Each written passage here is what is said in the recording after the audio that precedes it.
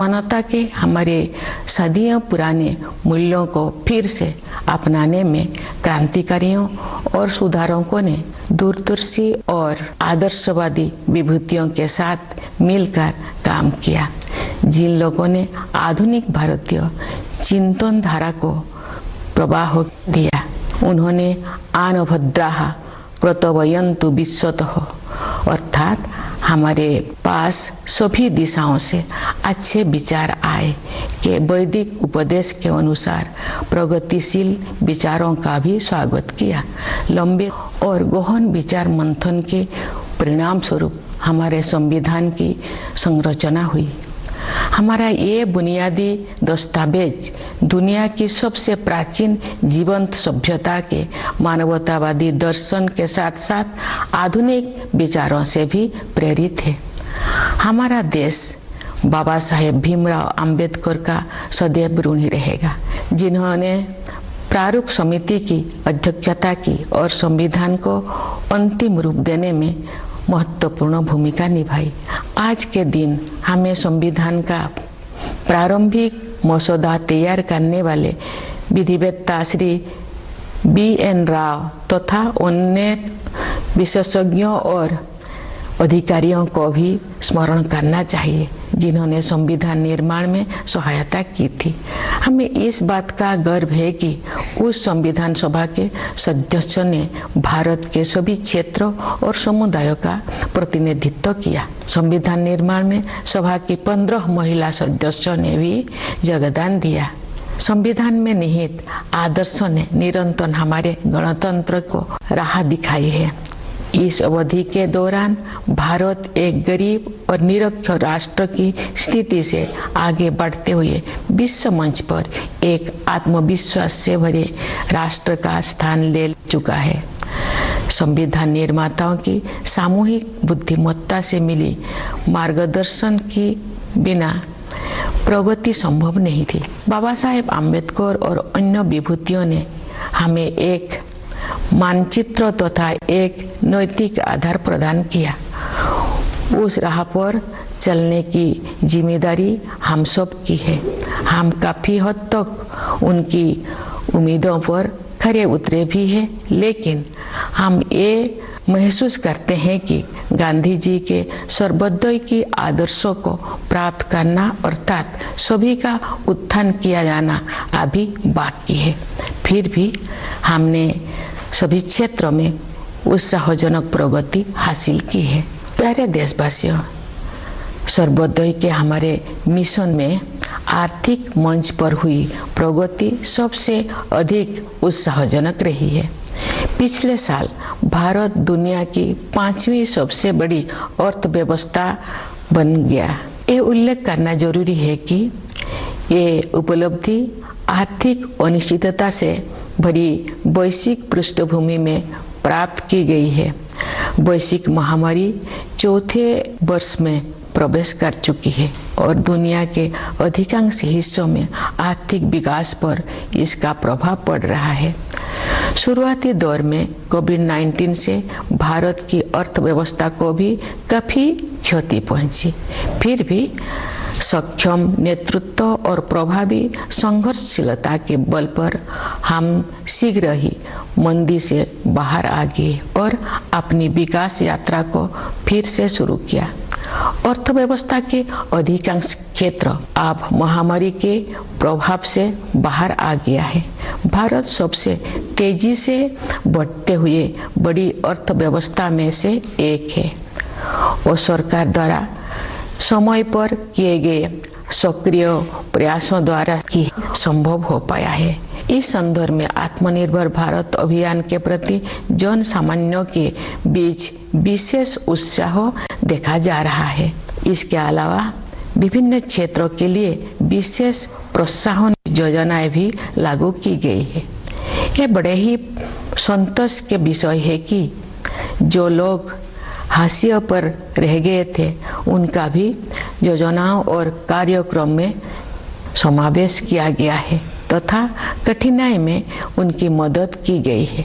मार्च 2020 में घोषित प्रधानमंत्री गरीब कल्याण अन्न योजना पर अमल करते हुए सरकार ने उस समय गरीब परिवारों के लिए खाद्य सुरक्षा सुनिश्चित की जब हमारे देशवासी कोविड-19 की महामारी के कारण अकस्मात उत्पन्न हुए आर्थिक व्यवधान का सामना कर रहे थे। इस सहायता की वजह से किसी को भी खाली पेट नहीं सोना पड़ा। गरीब परिवारों के हित को सर्वोपरि रखते हुए इस योजना की अवधि को बार बार बढ़ाया गया तथा लगभग 81 करोड़ देशवासी लाभान्वित होते रहे। इस सहायता को आगे बढ़ाते हुए सरकार ने घोषणा की है कि वर्ष 2023 के दौरान भी लाभार्थियों को उनका मासिक राशन मुफ्त में मिलेगा। इस ऐतिहासिक कदम से सरकार ने कमजोर वर्गों को आर्थिक विकास में शामिल करने के साथ साथ उनकी देखभाल की जिम्मेदारी भी ली है। हमारे अर्थव्यवस्था का आधार सुदृढ़ होने के कारण हम उपयोगी प्रयासों का सिलसिला शुरू करने और उसे आगे बढ़ाने में सक्षम हो सके। हमारा अंतिम लक्ष्य एक ऐसा वातावरण बनाना है जिससे सभी नागरिक व्यक्तिगत और सामूहिक रूप से अपनी वास्तविक क्षमताओं का पूरा उपयोग करें और उनका जीवन फले फूले। इस उद्देश्य की प्राप्ति के लिए शिक्षा ही आधारशिला तैयार करती है। इसीलिए राष्ट्रीय शिक्षा नीति में महत्वाकांक्षी परिवर्तन किए गए हैं। शिक्षा के दो प्रमुख उद्देश्य कहे जा सकते हैं। पहले आर्थिक और सामाजिक सशक्तिकरण और दूसरा सत्य की खोज। राष्ट्रीय शिक्षा नीति इन दोनों लक्ष्यों को प्राप्त करने का मार्ग प्रशस्त करती है। यह नीति शिक्षार्थियों को 21वीं सदी की चुनौतियों के लिए तैयार करते हुए हमारी सभ्यता पर आधारित ज्ञान को समकालीन जीवन के लिए प्रासंगिक बनाती है। इस नीति में शिक्षा प्रक्रिया को विस्तार और गहराई प्रदान करने के लिए प्रौद्योगिकी की महत्वपूर्ण भूमिका को रेखांकित किया गया है। हमें कोविड-19 के शुरुआती दौर में ये देखने को मिला कि प्रौद्योगिकी में जीवन को बदलने की संभावनाएं होती है। डिजिटल इंडिया मिशन के तहत गांव और शहर की दूरी को समाप्त करके सूचना और संचार प्रौद्योगिकी को समावेशी बनाने का प्रयास किया जा रहा है।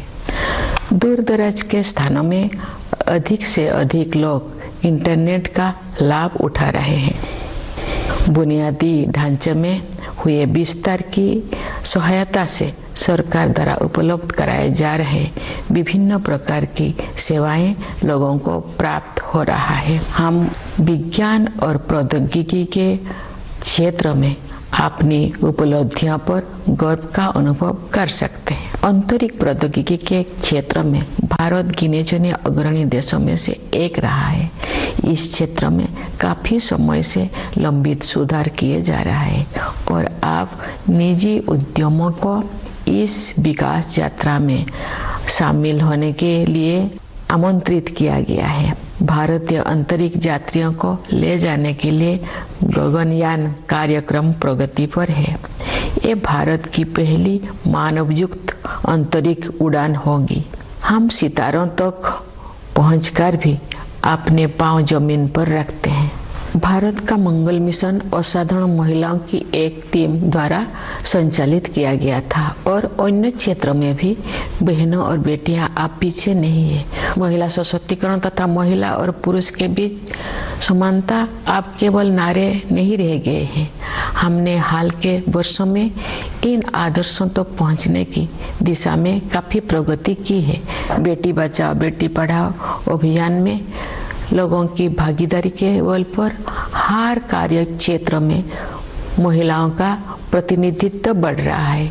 राज्य की अपनी यात्राओं, शिक्षण संस्थानों के कार्यक्रमों और प्रोफेशनल्स के विभिन्न प्रतिनिधि मंडलों से मिलने के दौरान मैं युवतियों के आत्मविश्वास से बहुत प्रभावित होती हूँ। मेरे मन में कोई संदेह नहीं है कि महिलाओं की आने वाले काल के भारत को स्वरूप देने के लिए अधिकतम योगदान देंगे। यदि आधी आबादी को राष्ट्र निर्माण में अपनी श्रेष्ठतम क्षमता के अनुसार योगदान करने की अवसर दिया जाए तथा उन्हें प्रोत्साहित किया जाए तो ऐसे कौन सा चमत्कार है जो नहीं किया जा सकता है। सशक्तिकरण की यही दृष्टि अनुसूचित जातियों और अनुसूचित जनजातियों सहित कमजोर वर्गों के लोगों के लिए सरकार की कार्यप्रणाली का मार्गदर्शन करती है। वास्तव में हमारा उद्देश्य न केवल उन लोगों के जीवन की बाधाओं को दूर करना और उनके विकास में मदद करना बल्कि उन समुदाय से सीखना भी है। विशेष रूप से जनजातीय समुदाय के लोग पर्यावरण की रक्षा से लेकर समाज को और अधिक एकजुट बनाने तक कई क्षेत्रों में सीख दे सकते हैं। प्यारे देशवासियों, शासन के सभी पहलुओं में बदलाव लाने और लोगों की रचनात्मक ऊर्जा को उजागर करने के लिए हाल के वर्षों में किए गए प्रयासों की श्रृंखला के परिणाम स्वरूप अब विश्व समुदाय भारत को सम्मान की नई दृष्टि से देखता है। विश्व के विभिन्न मंचों पर हमारी सक्रियता से सकारात्मक बदलाव आने शुरू हो गया है। विश्व मंच पर भारत ने जो सम्मान अर्जित किया है उसके फलस्वरूप देश को नए अवसर और जिम्मेदारियां भी मिली है। जैसा कि आप सब जानते हैं, इस वर्ष भारत G20 देशों के समूह की अध्यक्षता कर रहा है। विश्व बंधुत्व के अपने आदर्श के अनुरूप हम सभी की शांति और समृद्धि के पक्षधर है। G20 की अध्यक्षता एक बेहतर विश्व के निर्माण में योगदान हेतु भारत को अत्यंत महत्वपूर्ण भूमिका प्रदान करती है। इस प्रकार G20 की अध्यक्षता लोकतंत्र और मल्टीलेटरलिज्म को बढ़ावा देने का अच्छा अवसर भी है और साथ ही एक बेहतर विश्व और बेहतर भविष्य को स्वरूप देने के लिए उचित मंच भी है।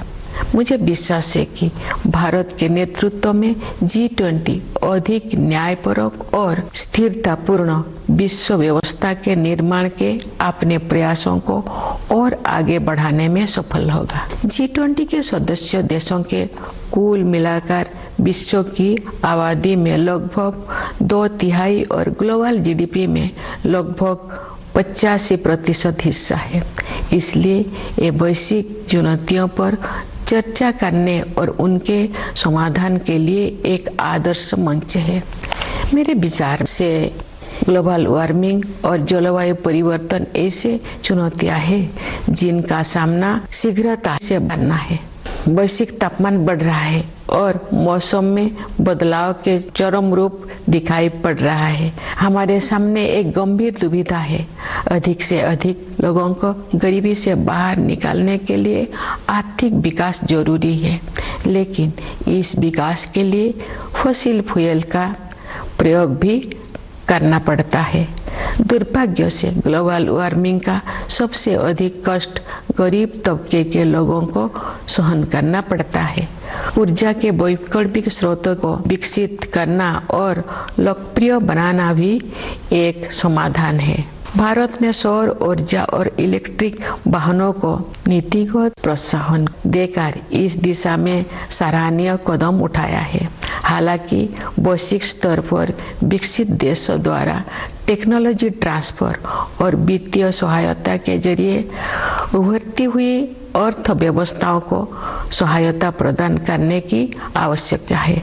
विकास और पर्यावरण के बीच संतुलन बनाए रखने के लिए हमें प्राचीन परंपराओं को नई दृष्टि से देखना होगा।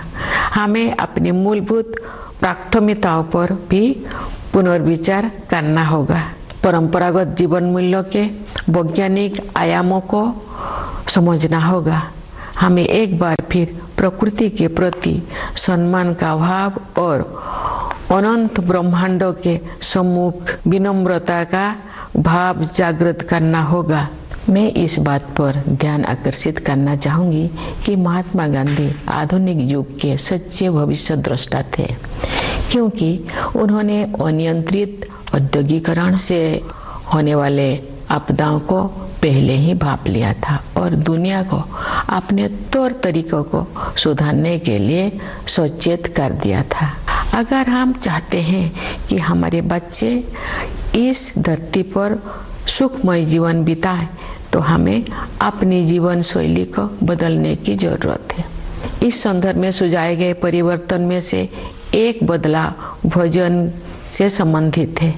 मुझे ये जानकर प्रसन्नता हुई है कि संयुक्त राष्ट्र ने भारत के सुझाव को स्वीकार किया है और वर्ष 2023 को the international year of millets घोषित किया है।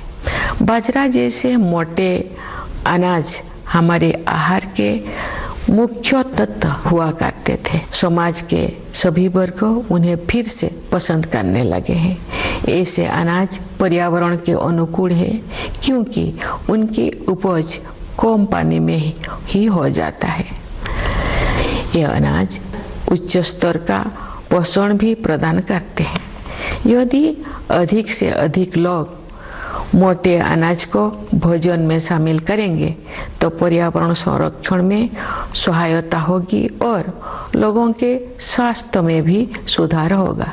गणतंत्र का 1 और वर्ष बीत चुका है और एक नया वर्ष शुरू हो रहा है।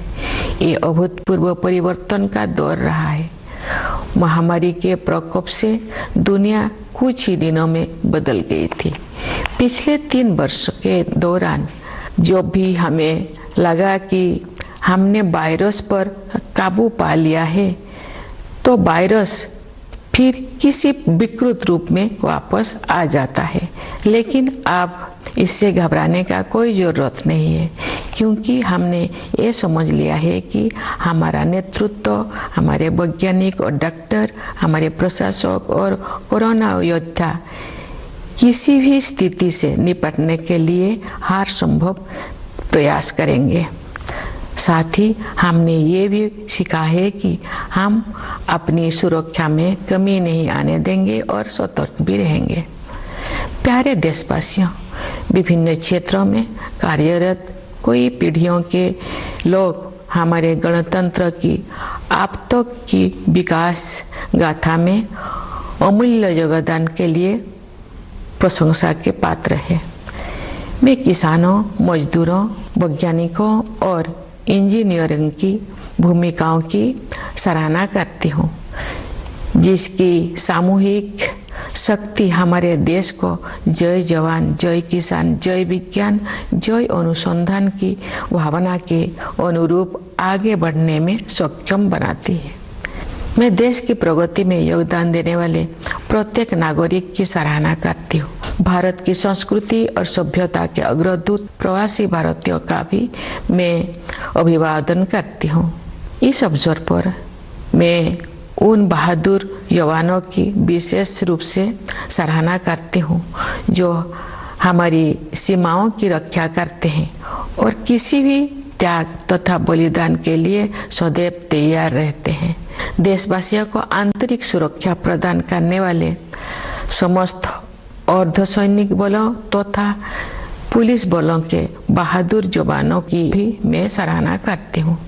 हमारी सेनाओं, अर्धसैनिक बलों तथा पुलिस बलों के जिन वीरों ने कर्तव्य निभाते हुए अपने प्राणों की आहुति दी है, उन सबको मैं सादर नमन करती हूँ। मैं सभी प्यारे बच्चों को उनके उज्जवल भविष्य के लिए हृदय से आशीर्वाद देती हूँ।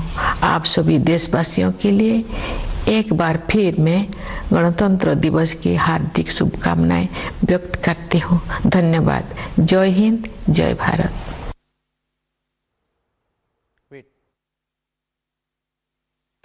Dear fellow citizens, Namaskar. On the eve of the 74th Republic Day, I extend my heartiest greetings to every Indian at home and abroad. From the day the Constitution came into effect to the present day, it has been an amazing journey that has inspired many other nations. Every citizen has reason to be proud of the Indian story. When we celebrate the Republic Day, we celebrate what we have achieved together as a nation. India is of course home to one of the oldest living civilizations. India is called the mother of democracy. As a modern republic, however, we are young. In the early years of independence, we faced countless challenges and adversities. Very high levels of poverty and illiteracy were just two of the many ill effects of the long foreign rule. Yet, the spirit of India was undeterred. With hope and confidence, we began an experiment unique in the history of humankind. Such a vast and diverse multitude of people coming together as one nation remains unprecedented. We did so with a belief that we are after all one, that we are all Indians. We have succeeded as a democratic republic because so many creeds, so many languages have not divided us. They have only united us. That is the essence of India. That essence was at the heart of the Constitution, which has withstood the test of time. The Constitution that started governing the life of the Republic was the outcome of the freedom struggle. The national movement led by Mahatma Gandhi was as much about winning independence as about rediscovering our own ideas. Those decades of struggle and sacrifice helped us win freedom not only from colonial rule but also from the imposed values and narrow worldviews. Revolutionaries and reformers joined hands with visionaries and idealists to help us learn about our age-old values of peace, brotherhood, and equality. Those who shaped the modern Indian mind also welcomed progressive ideas from abroad. Following the Vedic advice, Anubhadraha Krotavayantu Vishwatoh, let noble thoughts come to us from all directions. A long and profound thought process culminated in our Constitution. Our founding document is inspired by the humanistic philosophy of the oldest living civilization in the world, as well as new ideas that emerged in more recent history. The nation will always remain grateful to Dr. B.R. Ambedkar, who headed the drafting committee of the Constitution and thus had a critical part in giving it the final shape. On this day, we should also remember the role of jurist B.N. Rao, who had prepared the initial draft, and other experts and officers who helped in making of the Constitution. We are proud of the fact that the members of that assembly represented all regions and communities of India, and that they included 15 women too. Their vision as enshrined in the Constitution has been continuously guiding our republic. During this period, India has been transformed from a largely poor and illiterate nation into a confident nation marching on the world stage. This would not have been possible but for the collective wisdom of the Constitution makers guiding our path. While Baba Sahib Ambedkar and others gave us a map and a moral framework, the task of walking that path remains our responsibility. We have largely remained true to their expectations, and yet we realize that much remains to be done to realize Gandhiji's ideal of Sarvodaya, the upliftment of all. Yet the progress we have made on all fronts is encouraging. Dear fellow citizens, in our mission of Sarvodaya, the most encouraging has been the progress made on the economic front. Last year, India became the 5th largest economy in the world. It needs to be underlined that this achievement comes against the backdrop of high economic uncertainties around the world. The pandemic has entered the 4th year. affecting economic growth in most parts of the world. In its initial phase, COVID-19 also hurt India's economy badly. Yet, guided by our able leadership and driven by our resilience, we soon came out of the downturn and resumed the growth saga. Most sectors of the economy have shaken off the pandemic effect. India has been among the fastest growing major economies. This has been made possible by timely and proactive interventions from the government. The Atmanirbhar Bharat initiative in particular has evoked great response among people at large. There have also been sector-specific incentive schemes. It is a matter of great satisfaction that those on the margins have also been included in the schemes and programs, and they have been helped in tiding over difficulties by implementing the Pradhan Mantri Garib Kalyan Anna Yojana announced in March 2020. The government ensured food security for poor families at a time when the country was facing economic disruption in the wake of unprecedented outbreak of COVID-19. Because of this help, no one had to go hungry. Keeping the welfare of poor families paramount, the duration of this scheme was extended successively, benefiting about 81 crore fellow citizens. Further extending this assistance, the government has announced that even during the year 2023, the beneficiaries will get their monthly ration free of cost. With this historic move, the government has undertaken the responsibility of caring for the weaker sections while also enabling them to benefit from economic development. With the economy on a sound footing, we have been able to begin and carry forward a series of praiseworthy initiatives.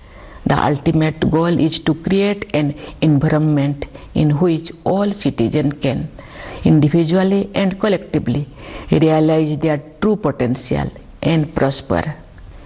As education builds the right foundation for this purpose, the National Education Policy has introduced ambitious changes. It rightly addresses the twofold aims of education as an instrument of economic and social empowerment and as a means to explore truth. The policy makes our civilizational lessons relevant for contemporary life, while also preparing the learner for the 21st century challenges. The National Education Policy appreciates the role of technology in expanding and deepening the learning process. As we have come to realize since the early days of COVID-19, technology offers life-changing possibilities. The Digital India Mission is striving to make information and communication technology inclusive by bridging the rural-urban divide. More and more people in far-flung places have been reaping the benefits of the Internet and are receiving a variety of services provided by the government as the infrastructure expands. We have reasons to be proud of our achievements in the domain of science and technology. India has been among the handful of pioneers in space technology.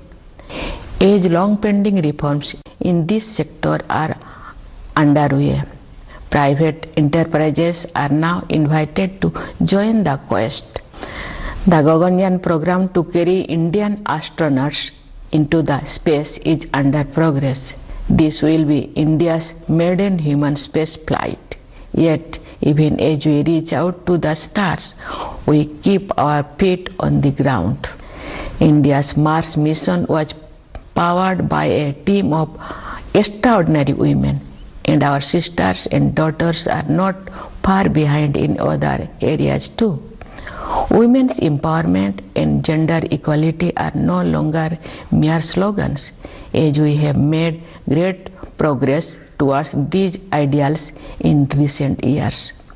With people's participation in Beti Bachao Beti Padhao campaign, women's representations have been rising in every sphere of activity.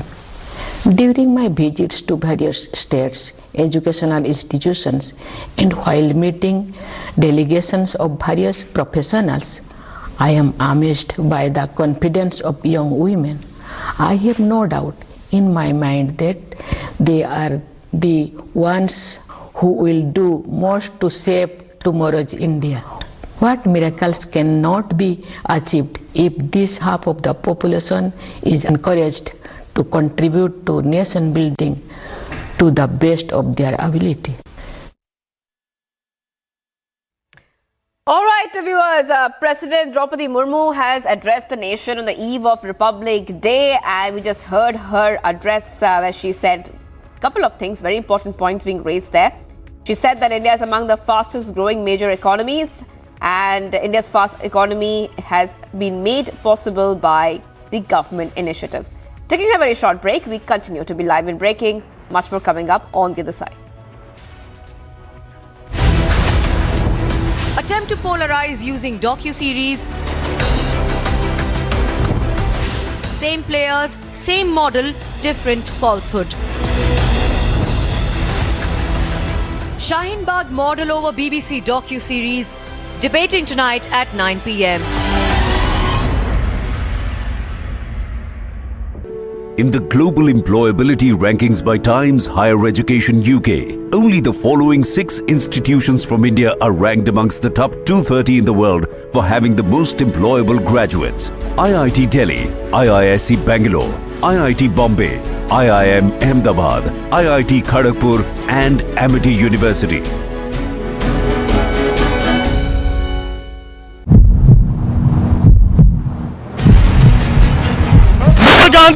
Mr. Gandhi, how do you react to what Digvijay Singh said? Mr. Gandhi, how do you react to what Mr. Digvijay said? Mr. Gandhi, how do you react to it? Mr. Gandhi!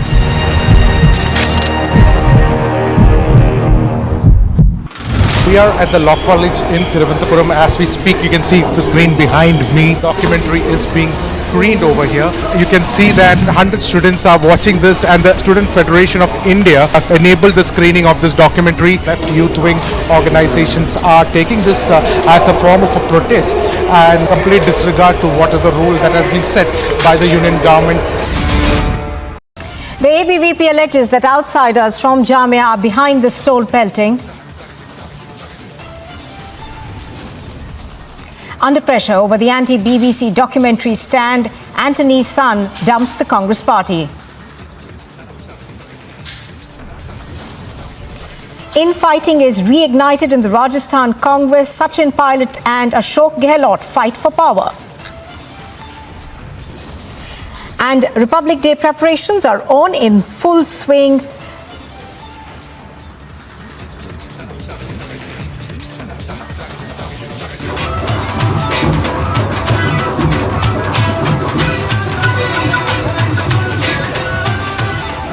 This afternoon, it's been more than 12 hours and rescue operations are still underway in Lucknow. Till now, about 14 people have been rescued, while 5 are still feared to be trapped under the debris. The UP DGP in a statement has said that the probe is underway and arrests are yet to be made. Now, despite a government ban on the BBC documentary in India, Students' Federation of India has organised a screening of the film on the 27th of January in Kolkata.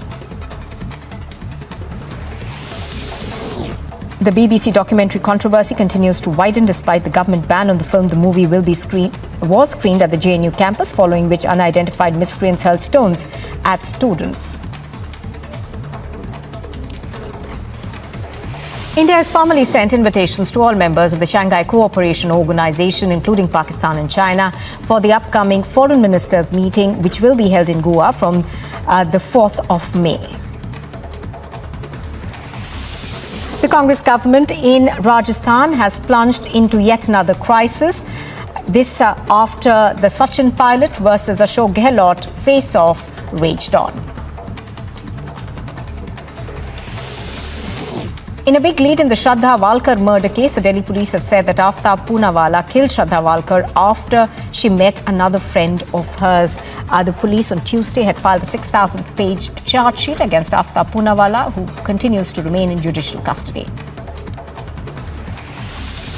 Massive protests have erupted in Bihar against the Deputy Chief Minister Tejashwi Yadav. Residents took to the streets against the government over delays in road construction and negligence.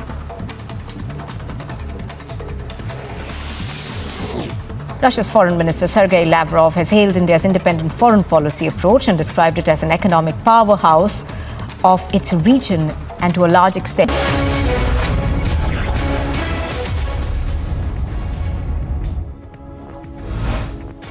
Good evening, viewers. I'm Shivangi Shukla and you're watching Superfast 50. Let's get started. The BBC documentary controversy continues to widen despite government ban on the film. The movie was screened at the JNU campus. Tukre gang now continued provocation at the campuses as stones were pelted at the JNU campus and similar chaos erupted at Jamia in Delhi.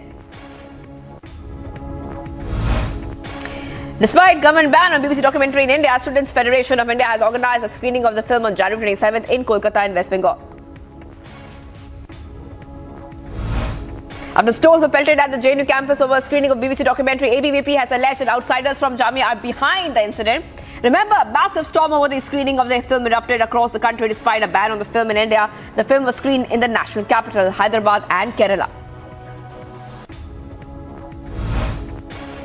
Questioning the timing over the release of the BBC documentary, Kerala Governor Arif Mohammed Khan said the film is being released when India assumes its G20 presidency. He further added that the timing reflects Tukre mindset. Condemning the screening organized by the student union, JNU professor said that, and I quote here, "We will not let the screening happen. We are against the BBC documentary." More than a dozen students, including members of a left-wing group, were detained by the police and classes were suspended at Delhi's Jamia Millia Islamia University over the screening of the controversial BBC documentary on Prime Minister Modi. Ruckus and chaos erupted as student activists were seen raising banners against the police crackdown. Narendra Modi interacted with the NCC cadets, NSS volunteers and performers who will be participating in the Republic Day program, and he said that the youth of the nation holds special importance to him. PM Modi and President Abdel Fattah al-Sisi have decided to elevate the ties between the two nations to a strategic partnership. Both the countries share understandings in fields of cybersecurity, energy and economic areas. Egypt President Abdel Fattah al-Sisi is on a 3-day visit to India. President Sisi will be the chief guest on India's 74th Republic Day. President Sisi is accompanied by a high-level delegation including 5 ministers and senior officials. A writ petition was filed in the Telangana High Court to direct the Telangana state government to celebrate Republic Day. After hearing the matter, the High Court directed the state government to follow central guidelines for Republic Day celebrations and conduct the parade. TMC leader Saket Gokhale was arrested by the ED in the crowdfunding case. A case was registered against him for allegedly misusing crowd funds amounting to 1.07 crores. He will be produced in court soon. 3 dead while 16 others were recovered from the building collapse on the Wazir Hassanganj Road in Lucknow. The police and NDRF team rushed to the spot. However, several others were feared to be trapped even now. The police did a detailed analysis of the videos of Dhirendra Shastri of Bageshwar Dham program that was held in Nagpur. Now, CP Amitesh Kumar said that no superstition was spread during the length of his program in Nagpur. CEO of the Serum Institute of, Adar Poonawalla met with the Union Health Minister Mansukh Mandaviya to talk about the HPV vaccine. Now, the country's first cervical cancer vaccine is now set to be rolled out this year on a small scale. Subsequently, production will be boosted in the coming year.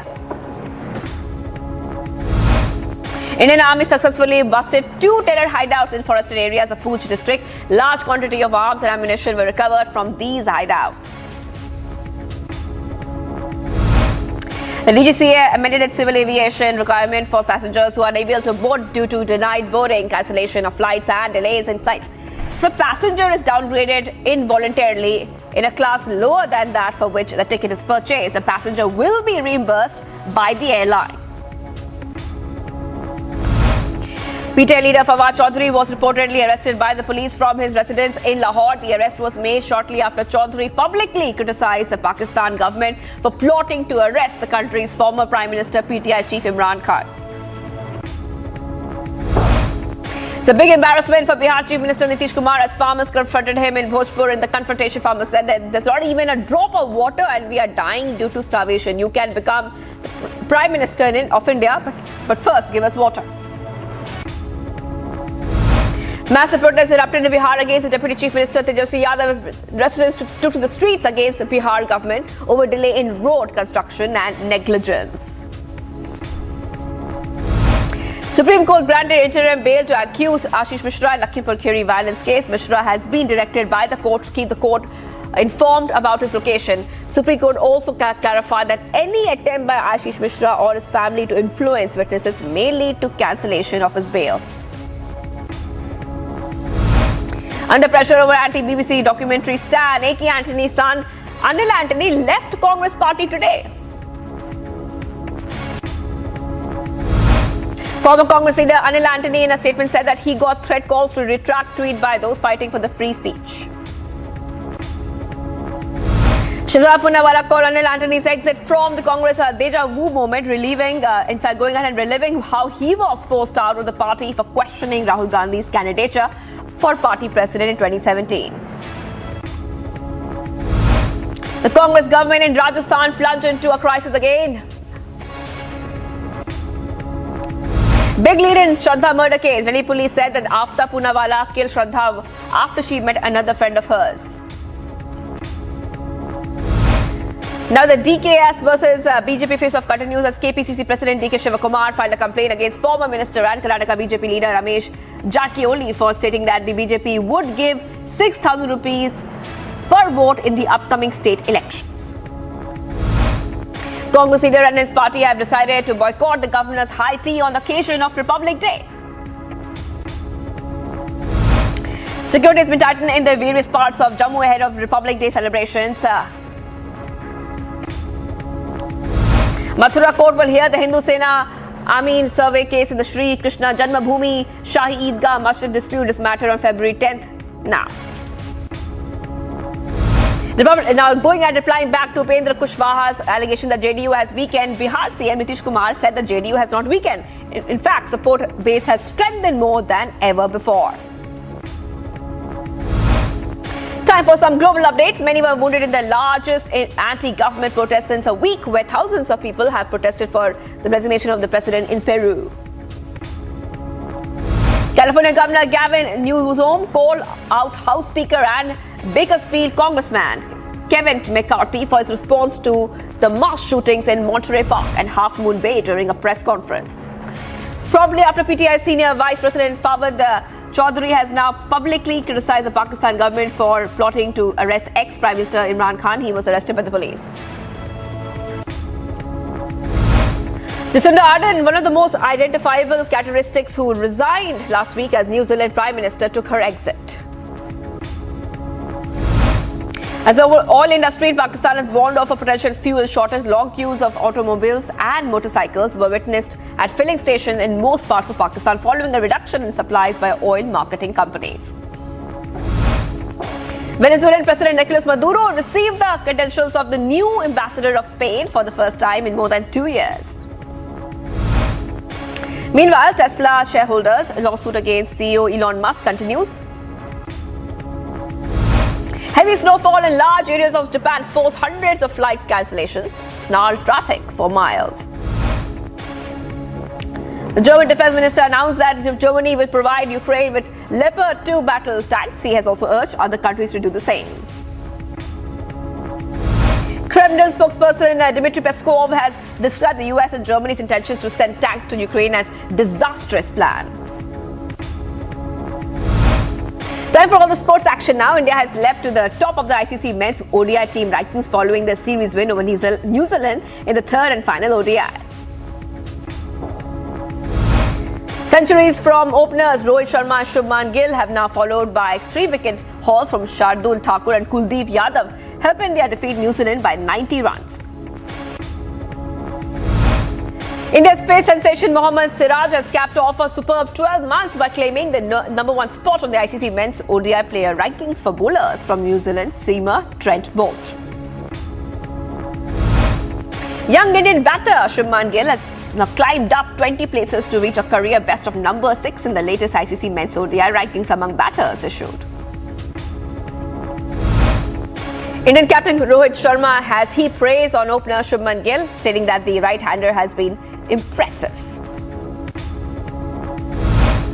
Rohit slammed the critical displaying visuals that suggest that he has been underperforming and refuted talks surrounding his form while addressing a press conference in Indore. Fernando Santos is going from coaching Cristiano Ronaldo to Robert Lewandowski. Ronald Koeman started his second stint with the Netherlands, admitted he has something to prove on his return. Defending champions Belgium advanced into the semi-finals of the ongoing FIH Men's Hockey World Cup after overpowering New Zealand in the second quarter-final match at the Kalinga Stadium.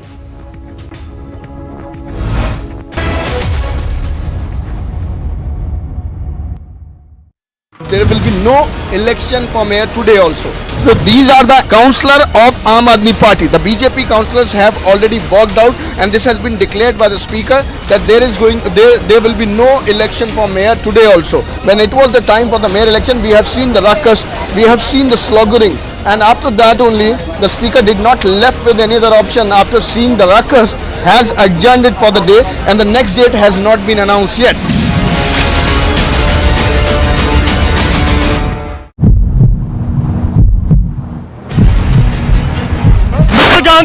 Mr. Gandhi, how do you react to what Digvijay Singh said?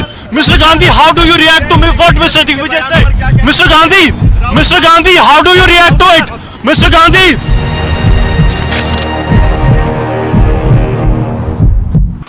We are at the Law College in Thiruvananthapuram. As we speak, you can see the screen behind me. Documentary is being screened over here. You can see that 100 students are watching this, and the Student Federation of India has enabled the screening of this documentary. Left youth wing organizations are taking this as a form of a protest and complete disregard to what is the rule that has been set by the union government.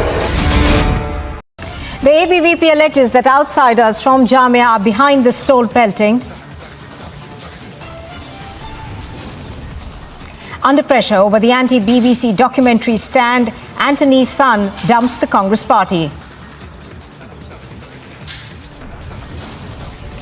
Infighting is reignited in the Rajasthan Congress. Sachin Pilot and Ashok Gehlot fight for power. And Republic Day preparations are on in full swing.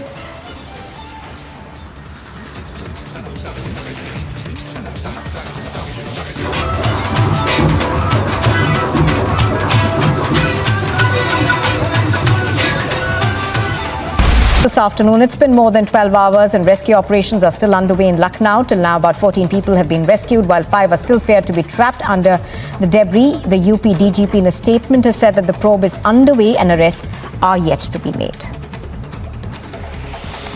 Now, despite a government ban on the BBC documentary in India, Students' Federation of India has organised a screening of the film on the 27th of January in Kolkata. The BBC documentary controversy continues to widen despite the government ban on the film. The movie was screened at the JNU campus, following which unidentified miscreants hurled stones at students. India has formally sent invitations to all members of the Shanghai Cooperation Organization, including Pakistan and China, for the upcoming Foreign Ministers meeting, which will be held in Goa from the 4th of May. The Congress government in Rajasthan has plunged into yet another crisis. This after the Sachin Pilot versus Ashok Gehlot face-off raged on. In a big lead in the Shraddha Walkar murder case, the Delhi police have said that Aftab Poonawalla killed Shraddha Walkar after she met another friend of hers. The police on Tuesday had filed a 6,000-page charge sheet against Aftab Poonawalla, who continues to remain in judicial custody.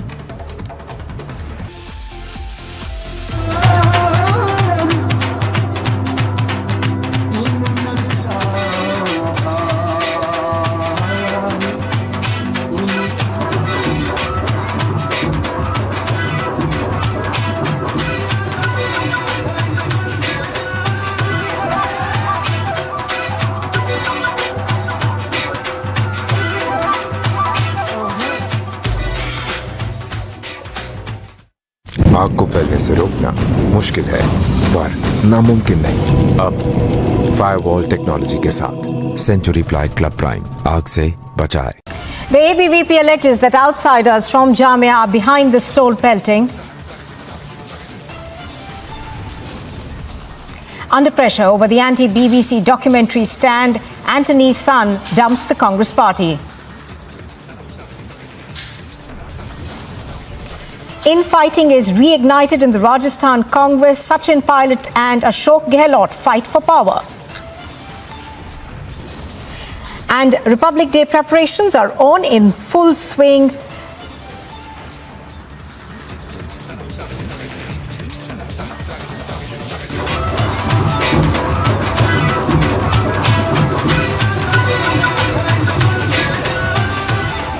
This afternoon, it's been more than 12 hours and rescue operations are still underway in Lucknow. Till now, about 14 people have been rescued, while 5 are still feared to be trapped under the debris. The UP DGP in a statement has said that the probe is underway and arrests are yet to be made.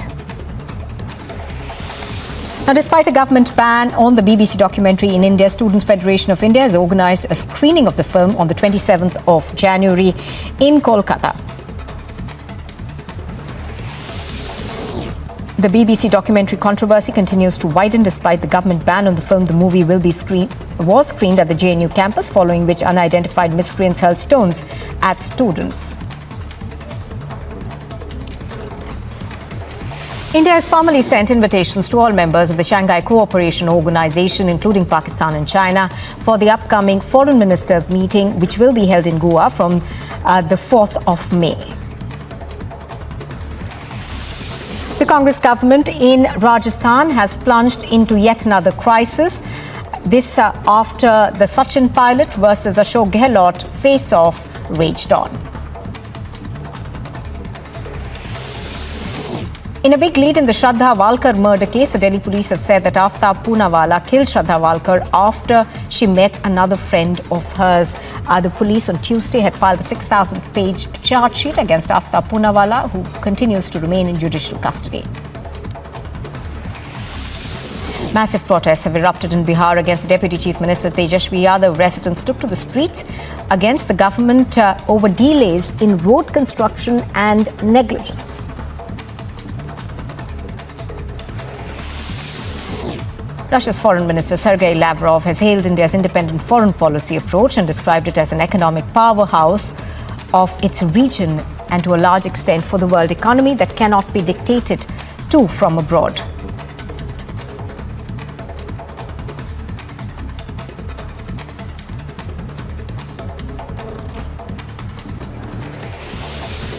Amid the ongoing political unrest in Peru, the country's President Dina Boluarte has called for a truce with the Congress. She said, and I quote, "From the first minute I took office, I called for a truce with the Congress. Now I call my beloved country to a national truce to establish a dialogue table and set the agenda for each region."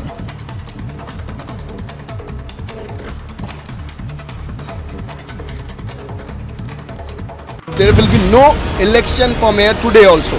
So these are the councillor of Aam Aadmi Party. The BJP councillors have already walked out, and this has been declared by the speaker that there will be no election for mayor today also. When it was the time for the mayor election, we have seen the incredulous nuke threat by Pakistan. Is Pakistan in any position to hit India? Big debate over Mike Pompeo's nuke threat claim. Debating tonight at 10 p.m.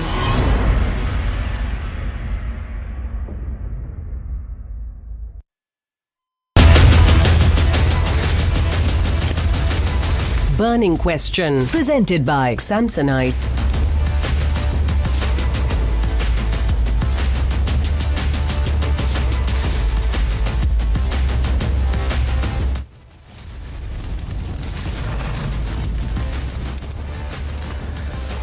It's becoming a pattern now. The same campuses that saw the flare-up before the Delhi riots.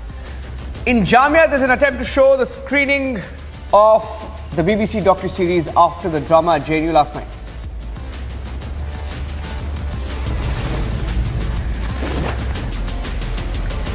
It's the Shaheen Bagh model at play. The BBC docu-series is being used to create a communal divide.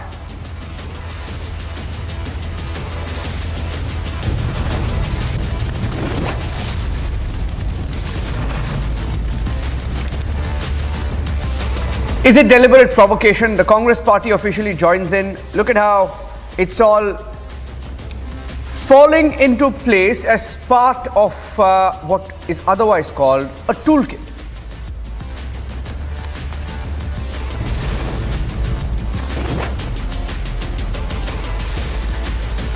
Congress disappearing.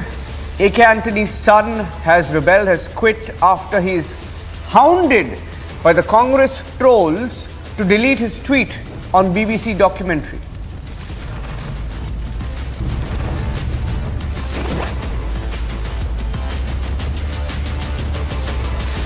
Former US Secretary Mike Pompeo's big claim says India and Pakistan were on the verge of a nuclear war. Can he be taken at face value?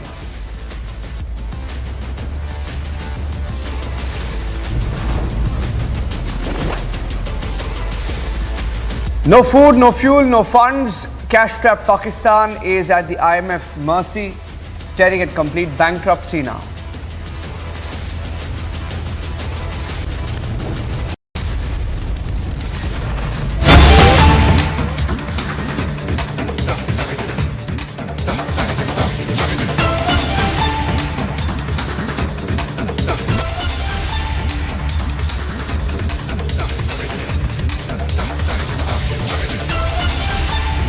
Getting in some breaking news now. Let's go across and get the details of the landslide that we are reporting. This is a landslide in Ramban in Jammu, and Republic TV is getting the first pictures and the details from there. Republic Bangla's Pinky is live. She's one of the few reporters there. In fact, the only reporter reporting from the site.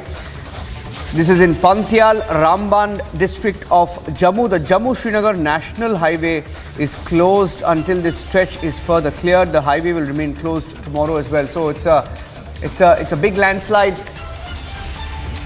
Let me go across to Pinky. Pinky, मेरी आवाज आ रही है आपको, Pinky?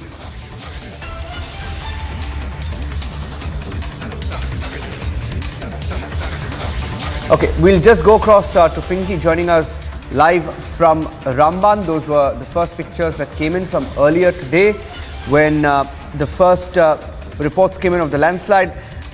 And shooting stones also spotted at Pantial in Ramban district of Jammu. And Jammu-Srinagar National Highway has been closed until further updates. The highway will remain closed tomorrow. That's on the 26th of January. These are updates that we're picking up from the site. In fact, Republic Bangla's Pinky is also there. We should be able to get more details from her. She's reporting live from the spot. She's one of the only reporters who's on the location, getting us the details. These were the pictures that she brought earlier.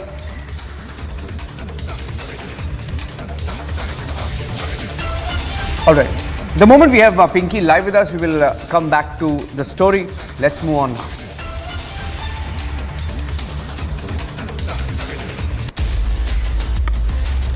There are many people, most of whom were involved directly or indirectly during the Shaheen Bagh riots, during the Delhi riots. And their pattern was similar, use one issue to try and build this narrative. And the same situation is playing out in the national capital today. Last night we saw some unprecedented scenes at the JNU campus. They're trying to use the BBC docu-series to try and spark a divide. Students fighting each other, and most of it is engineered. It's exactly what happened during the Shaheen Bagh case. And it appears now, as they try to show this docuseries, or forcefully try to show this docuseries in one campus after the other, they are perhaps following a toolkit, something that we saw during the Delhi riots. Similar scenes playing out in the national capital. Take a look. Stone pelting, sloganeering, scuffle.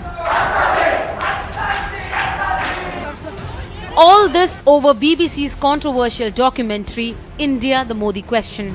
The government has set the record straight. We think this is a propaganda piece designed to push a particular discredited narrative. The bias, a lack of objectivity, and frankly a continuing colonial mindset is blatantly visible.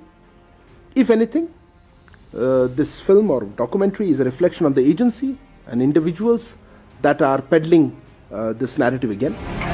It is a documentary whose streaming is blocked in India. Agency inputs suggest the series could potentially create a law and order situation in the country. And yet